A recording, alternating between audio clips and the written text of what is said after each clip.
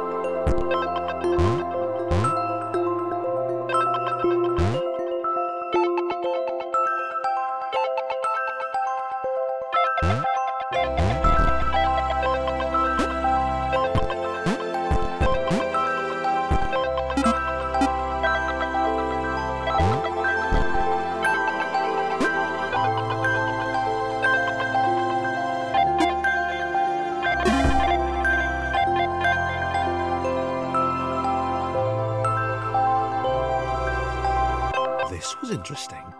A floating target. This would require coordination, balance, and timing. John was sure the dots would be lost, but he was happy to guide them to triumph.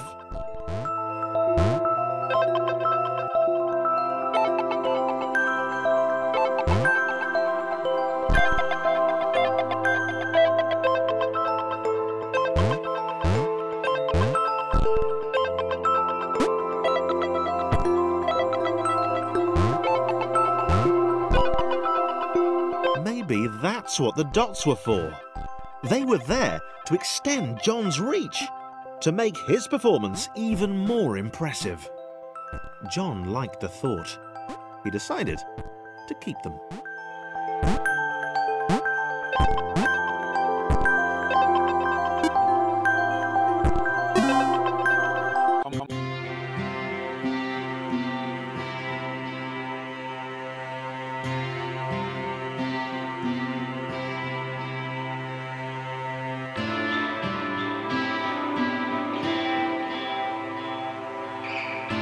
So, this was how Claire would die.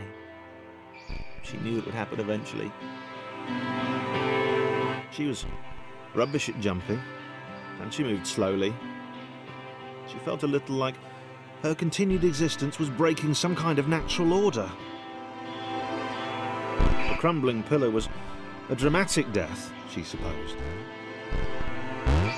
Wait, what? Claire couldn't shake the feeling that she was not, in fact, dead. It was at that moment that Claire realised she had superpowers.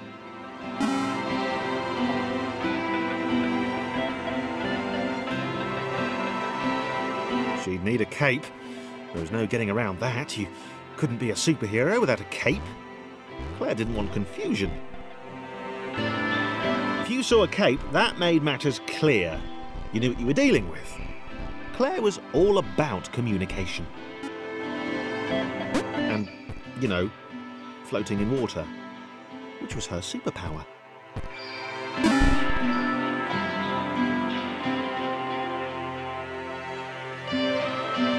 All right, fear not, my skinny friends, for I am Claire, and I will save you. Claire needed to come up with a superhero name as soon as possible. Claire was rubbish.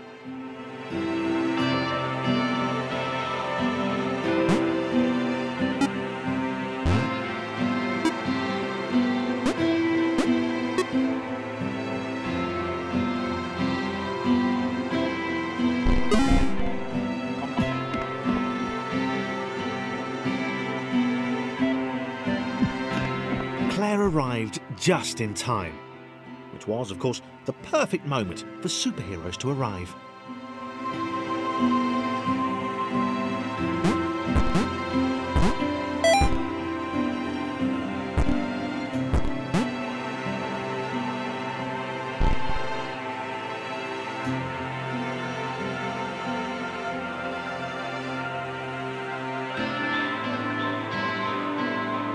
As the water began to rise, Claire vowed to save this little rectangle in as many restarts as it took.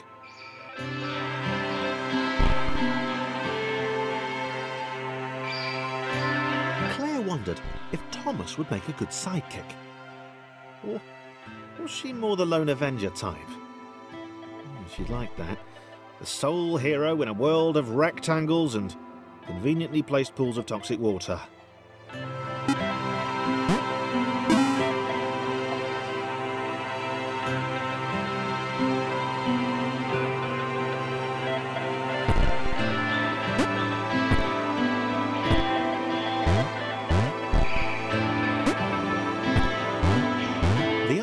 Told Claire that staircases were a bit of a fixture here. Claire wondered why the world made it so difficult.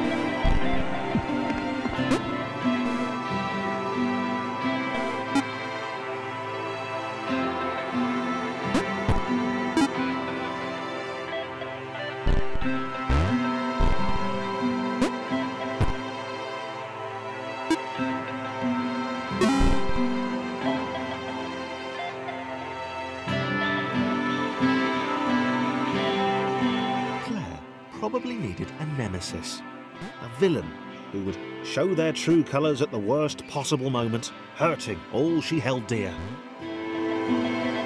Chris was the most obvious choice. He seemed stroppy enough, and his jump was so pathetic that it conveniently avoided Claire's insecurities. Yes, Chris. Diabolical Chris. The fiendish Christopher.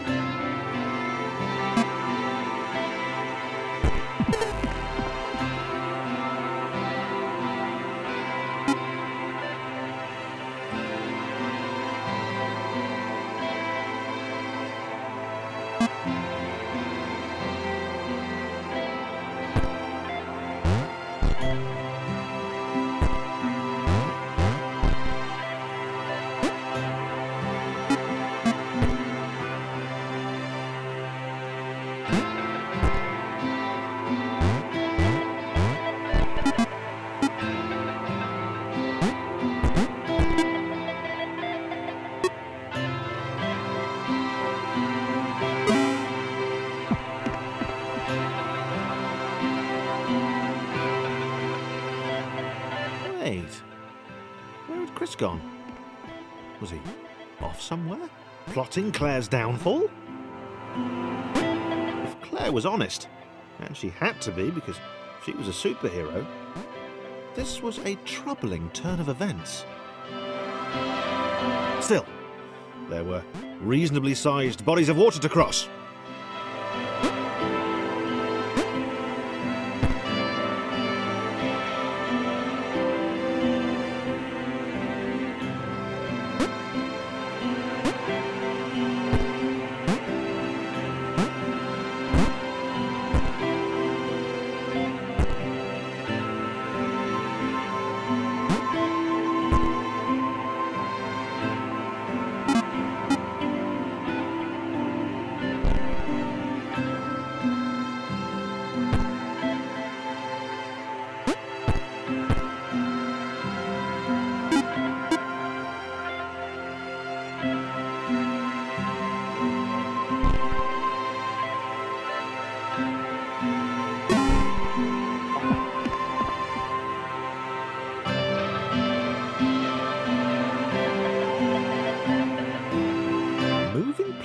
arms over water, eh? Claire's newly heightened senses told her that there were multiple paths across with various possible configurations of the little posse.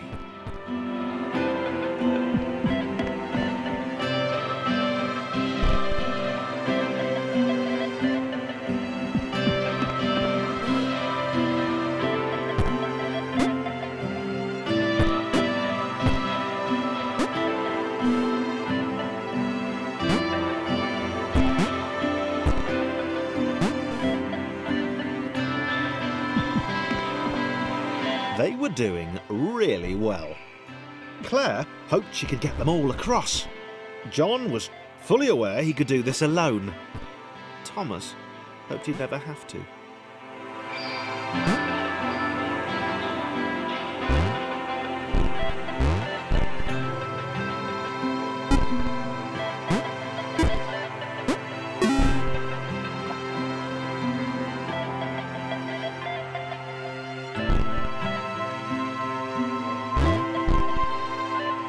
Claire was alone, which was odd, because she wasn't meant to be alone. She needed to be where there were rectangles to save.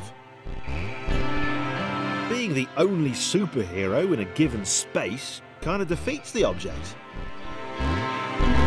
Spikes? That was new. Claire avoided them. She decided they were most likely her kryptonite. Not the rubbish red kryptonite either, the proper radioactive green stuff.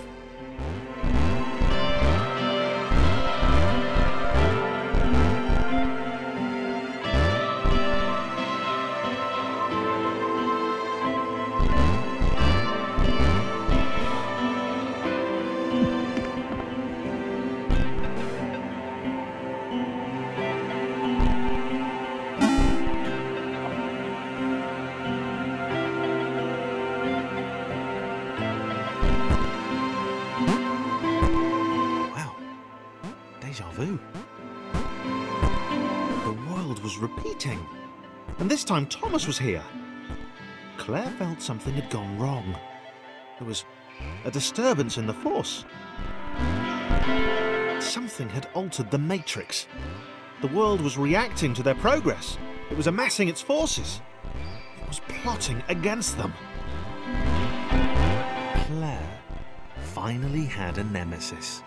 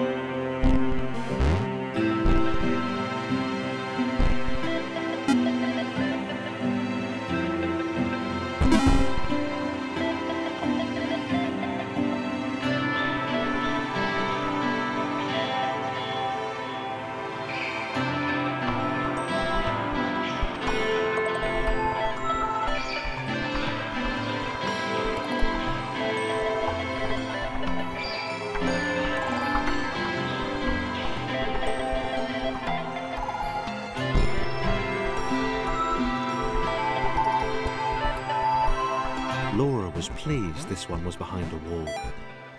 Maybe he'd never know what she could do. Maybe they could just have a conversation, hang out. As long as he didn't find out what she could do, which would never happen so long as they stayed separate.